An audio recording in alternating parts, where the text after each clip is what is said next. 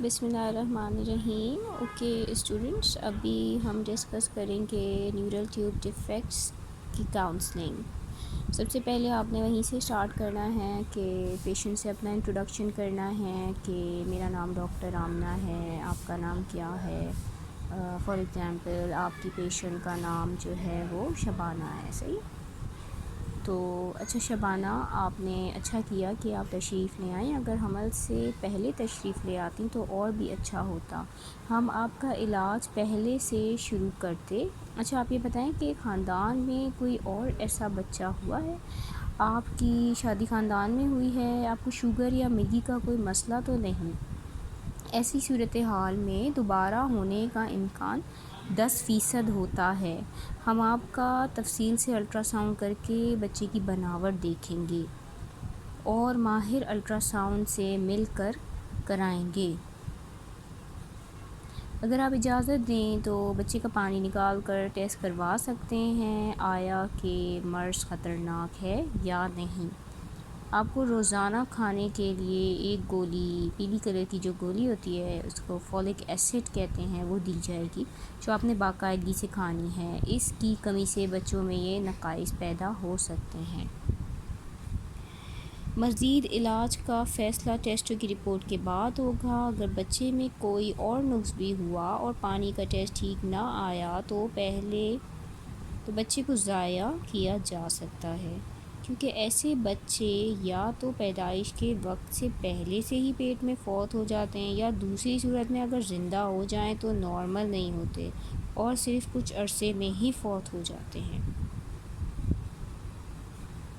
ٹھیک ہے، پھر ہمیں پتہ ہونا چاہیے اومفیلوسیل جسے ہم جانتے ہیں، اومفیلوسیل جو ہے اس ڈیفیکٹ کے اندر ہی شامل ہوتا ہے، اور یہ 2500 میں سے ایک اس کی تعداد ہوتی ہے۔ تناسب اس کا اس طرح سے ہے، یا پھر 5000 میں سے ایک حمل اس میں متاثر ہوتا ہے۔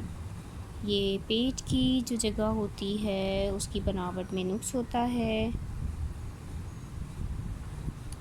سروائیول ریٹ جو اس میں ہوتا ہے، یعنی بچنے کی جو تعداد ہوتی ہے بچوں کی، وہ 70 سے لے کے 75% تک ہوتی ہے۔ بچے کی موت واقع ہو سکتی ہے 40% تک، یا تو وقت پورا ہونے سے پہلے پیدائش کی وجہ سے ہو سکتا ہے، یا زہر پھیلنے کی وجہ سے ہو سکتا ہے، یا اس کے پیٹ کی آنتوں کے مسائل کی وجہ سے ہو سکتا ہے۔ بچہ کس طرح سے پیدا ہو رہا ہے، نارمل پیدا ہو رہا ہے یا آپریشن سے پیدا ہو رہا ہے، اس کا جو ہے وہ بچے کے زندہ بچنے یا نہ بچنے سے تعلق نہیں رکھتا۔ دوسری ہم بات کر رہے ہیں آپ سے کہ جس کو ہم جانتے ہیں ڈائفریگمیٹک ہرنیا کے نام سے۔ یہ بھی ایک طرح کا ہرنیا ہے اور پیدائش سے ہی موجود ہوتا ہے، اس لیے ہم اسے کونجینائٹل ہرنیا کہتے ہیں۔ اس میں بھی جو ہے وہ پیٹ کے بناوٹی نقص آ جاتا ہے اور وہ باہر نکل آتے ہیں، پیٹ کے اعضاء جو ہے وہ سینے کے اندر نکل آتے ہیں۔ اس کا تناسب 3000 میں سے ایک بچہ جو ہے اس میں متاثر ہوتا ہے۔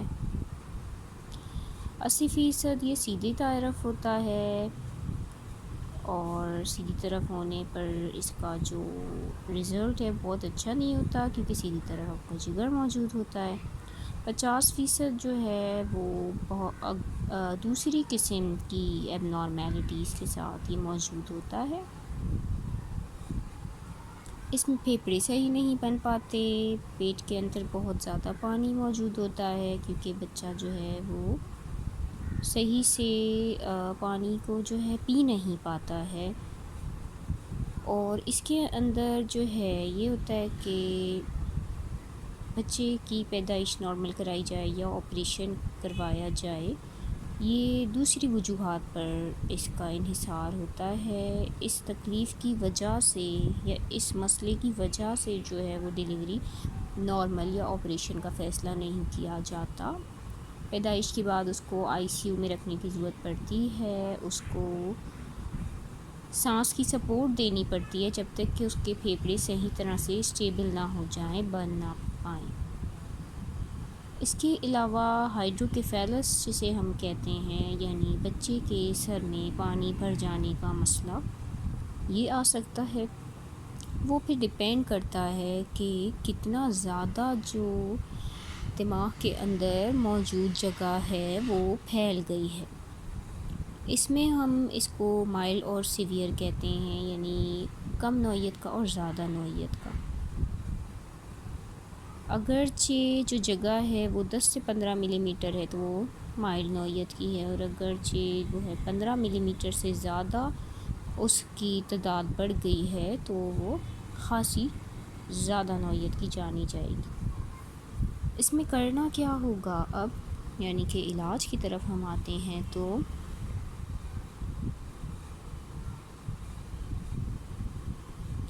کہ اگر ایگزامنر کو آپ بتا رہے ہیں تو اپنے یہی بتانا ہے normal with positive family history and mild ventriculomegaly. اگرچہ یہ ہلکی نوعیت کا مسئلہ ہے تو فالو اپ کرنا ہے 4 weekly till term, good prognosis ہے اگر مائلڈ ہے، ایبڈومینل ڈیلیوری کروانی ہے with paediatric involvement. Moderate to severe ventriculomegaly ہے تو آپ نے کیریو ٹائپنگ کرنی ہے، ٹارچ اسکریننگ کرنی ہے، انوملی اسکین کرنا ہے۔ پور پروگنوسس ہے تو ٹرمینیشن کرنا ہے، ویجائنل فیلوسینٹیسس کرنا ہے، اور ریکرنٹ آئسولیٹڈ جو ہے وہ 1 in 30 ہے۔ سسٹک ہائیگروما ہے جس کو آپ اس طرح سے جانتے ہیں کہ بچہ جو پیٹ کے اندر موجود ہے گردن کے آگے اس کے سویلنگ ہو جاتی ہے۔ اس کے اندر ڈیفیکٹ ہوتا ہے in formation of lymphatic vessels، no communication between lymphatic vessels and venous plexus associated with، اس کا تعلق ہوتا ہے دوسری قسم کی چیزوں سے جیسے کہ ٹرنر، ایڈورڈ اور ڈاؤن سنڈروم سے۔ سرجیکل کریکشن کرنا پڑتا ہے اس میں۔ Good prognosis, rarely likely to cause dystocia. Thank you.